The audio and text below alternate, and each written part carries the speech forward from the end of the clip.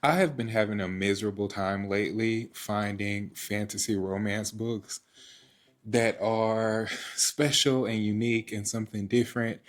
And fantasy romance is kind of my bread and butter. However, this year I have discovered several sci fi series that I've absolutely enjoyed.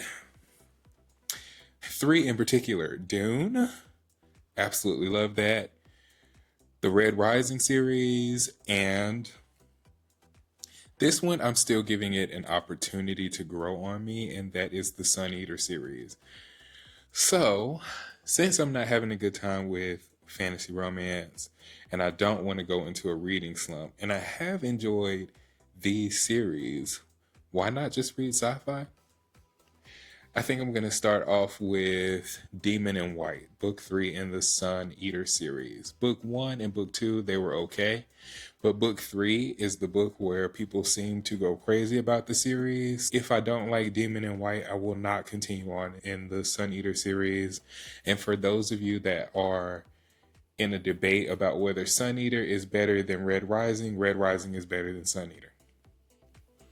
At the 50% mark in Demon in White, and this is already much better than Empire of Silence and Howling Dark. With those two books, I think there was so much world building to get through, and that's really difficult when you're doing a lot of world building all the way into book two. But in book three, there are a couple of reveals that, yeah, I'm really, really excited about. Though I feel like the flow of the book is catching my attention more now that we're into the third book. And I'm enjoying it so far. Am I enjoying it enough to know for sure that I will read the fourth book? I don't know. Like right now, it's a maybe, but we'll see moving forward. I am liking Hadrian. I'm liking all of the relationships. I'm liking Volca. I'm liking everything that's happening so far. I wish, though, that instead of it being like a time jump, I wish that we got more information as to the ending of the third book, because the third book kind of changes into like sci-fantasy with what happens with Hadrian at the end of the third book. So I wish that there was more information about that. And you know what? Because Christopher Rocchio loves to do so much world building, maybe there will be another part in this book, or maybe there'll be in the next book where it's finally explained what happened at the end of book two. I don't know if I love the idea of that, but yeah, we'll see. So far, so good. This is sitting at like a 4-star rating for me so far, so that would be the highest rating that I've given any of these books. So, yeah. I'm back for the 70% mark.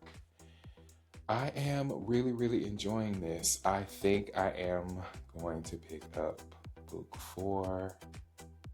I'm liking it so far. I don't really have anything negative to say. We do have some characters that come back, and we have some new characters that I think will probably be explored later on in the series, and my curiosity is piqued.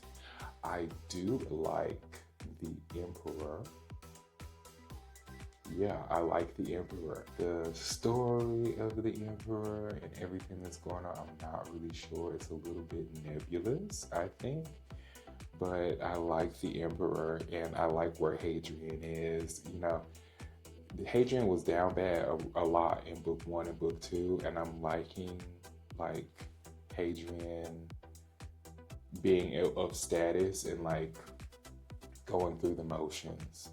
I have heard though that book four Hadrian is down really bad in book four, but I don't know. I haven't like had any spoilers or anything. I've just heard that. But anyway, yeah, I'm pretty sure now that I will read book four, and yeah, I'll check in when I finish.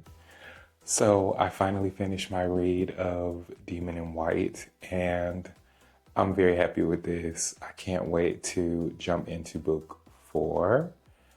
Demon in White was definitely the turning point for this Sun Eater series, as far as I'm concerned.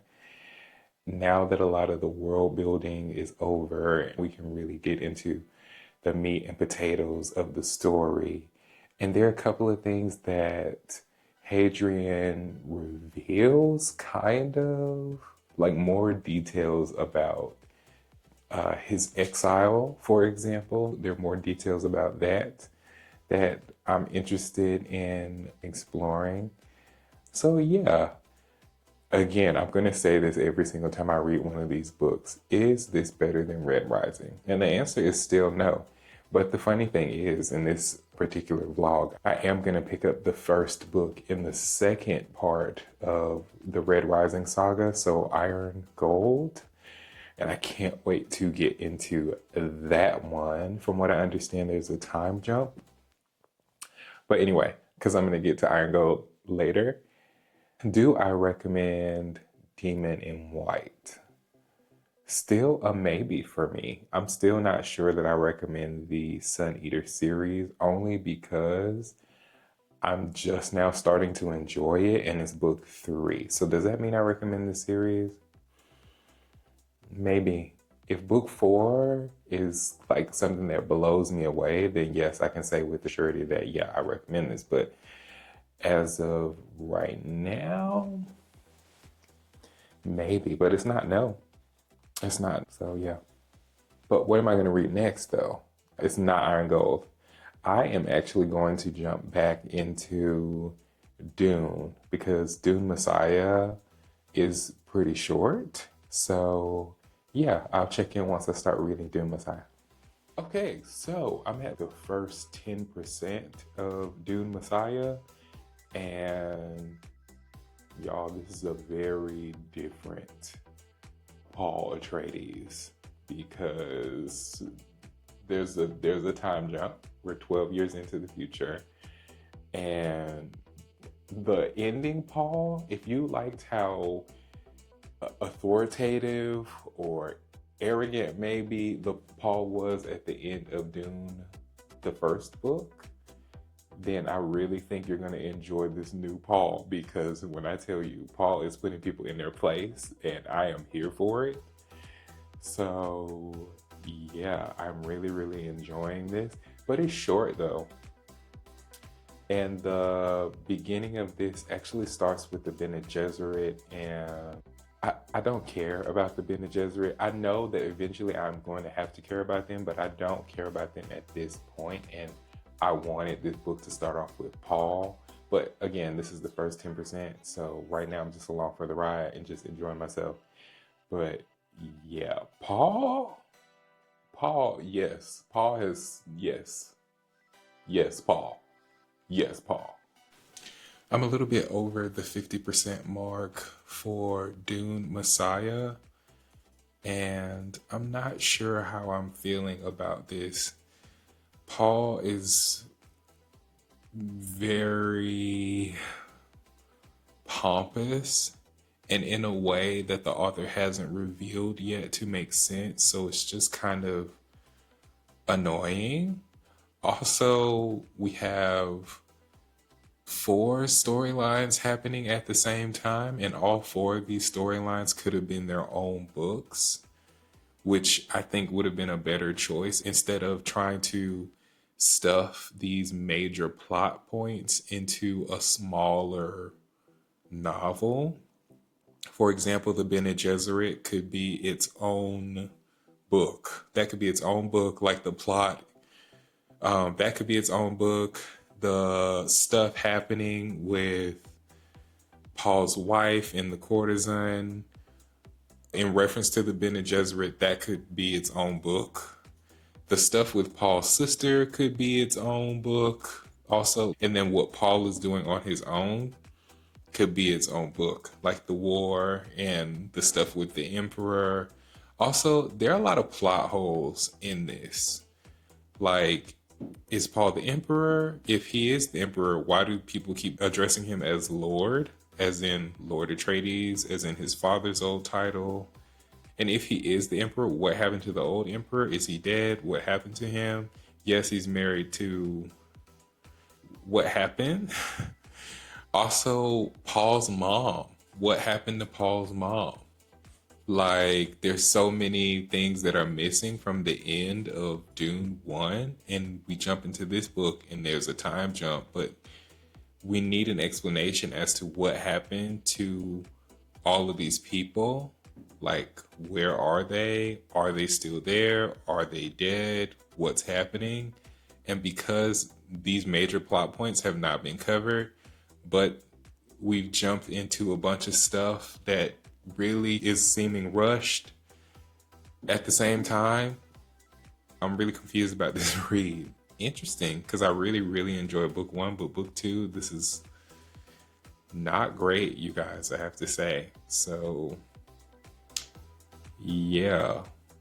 So, I finished Dune Messiah, and I was not happy with this read, y'all. I was pretty disappointed with how slow it was and how much of a departure it was to the first book. The first book had a lot of action, it had lots of plot, lots of things were together. This was full of plot holes, and I'm not even sure if this was like supposed to be like a 1.5 or something, but as book two in the series, this was so disappointing. Like, I'm questioning whether or not I even want to continue on in the series after this. So, I put in my rating for this? What did I give this? I think maybe I gave this 2.75 stars. It was, which, I mean, granted, 2.75 is half of 5. So if you think about it in terms of that, that's not bad. But to me, like, 2.75 is a bad rating from me. Will I be recommending this? Probably not. Y'all, just in the first couple of pages, and in the page that talks about the new roles that the characters have, and this whole cast is huge. Like, I'm already stuck. Like, this is my favorite sci-fi series, y'all, and I'm like, oh my god, this is gonna be so good. I already know it's gonna be so good.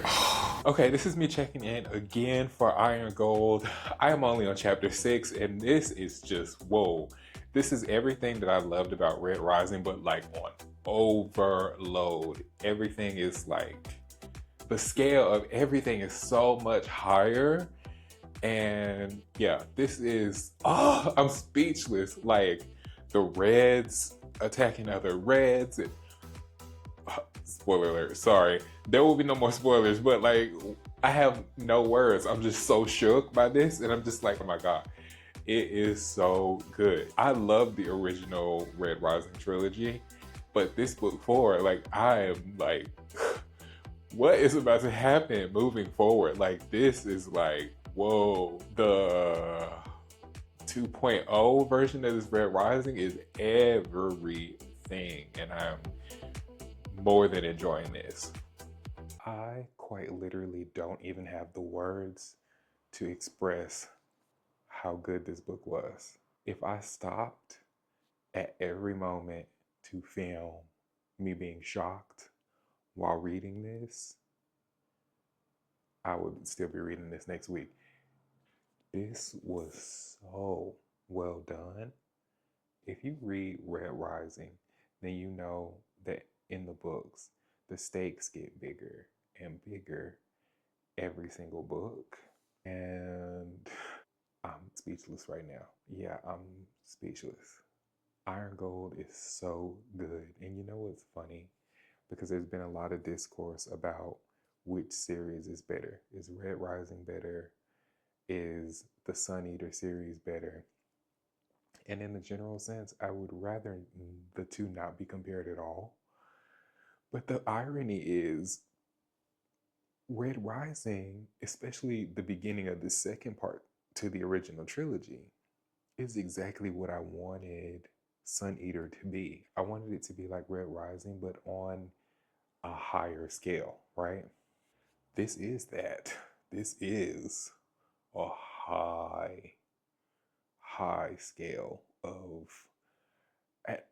You know what I was thinking to myself? When I was reading this, I looked at the beginning to see when this was published in 2018.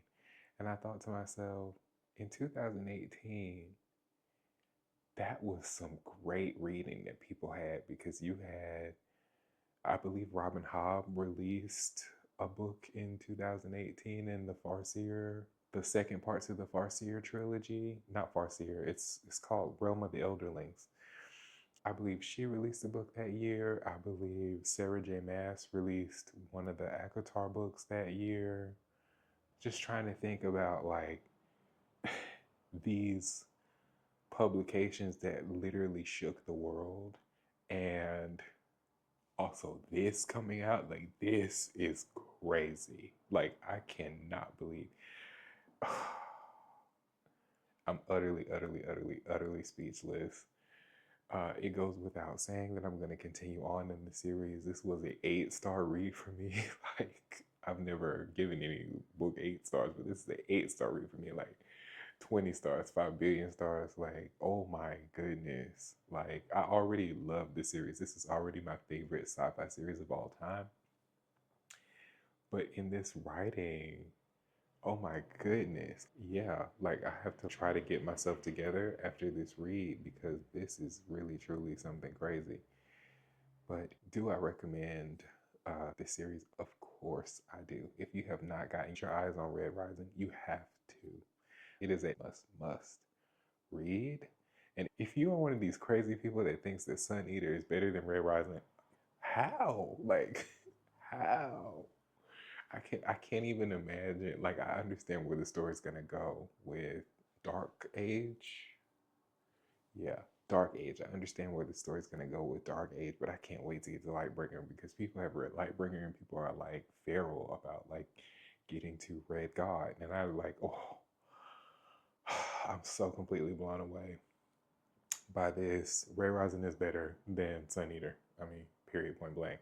And this was the best book that I read out of this reading vlog. So yeah, I'll do Iron Gold, and then Demon in White, and then Dune Messiah. I hope you guys enjoyed what you saw. If you did, don't forget to like, comment, and subscribe, and I'll see you all next time.